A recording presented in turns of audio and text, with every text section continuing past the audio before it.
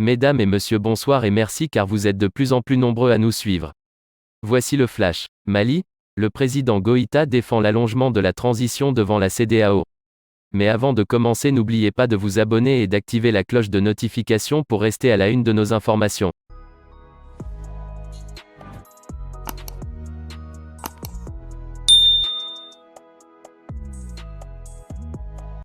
Le président malien par intérim, le colonel Assimi Goïta, lors d'une revue des forces armées, le 7 juin 2021 à Bamako, image d'illustration. AFP, Annie RISEMBERG. La visite de la délégation de la CEDEAO n'aura duré que quelques heures ce dimanche 17 octobre 2021, mais elle promet un sérieux bras de fer.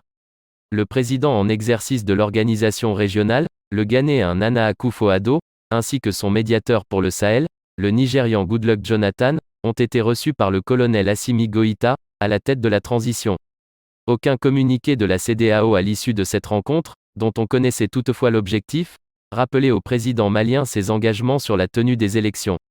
Ces élections, présidentielles et législatives, ont été initialement annoncées pour février 2022, échéance à laquelle tiennent fermement tous les partenaires internationaux du Mali, CEDEAO en tête. C'est ce que Nana Akufo-Addo est venu marteler, mais ce qu'il a entendu en retour n'a pas dû beaucoup lui plaire.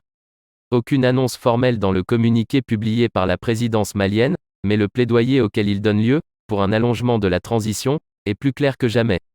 En effet, le président Assimi Goïta ne lui répond pas « engagement ». Cette durée a été fixée dans la charte de transition signée par lui-même, mais « théorie ». C'est le mot employé dans le communiqué. Selon lui, cette durée de la transition relève d'une « théorie » jugée, loin des réalités objectives, et confrontée à des enjeux multiples. Le président de la transition affirme que « des voix s'élèvent au quotidien pour signifier la détermination des Maliens à faire prévaloir les assises nationales », vastes concertations qui se concluront mi-novembre et au cours desquelles le chronogramme électoral doit être précisé. Et ce en dépit du boycott de ces assises par une grande partie de la classe politique malienne. Le colonel Goïta évoque une « unité d'action du peuple malien ». Eh bien les amis, c'est déjà la fin de notre petit flash d'infos.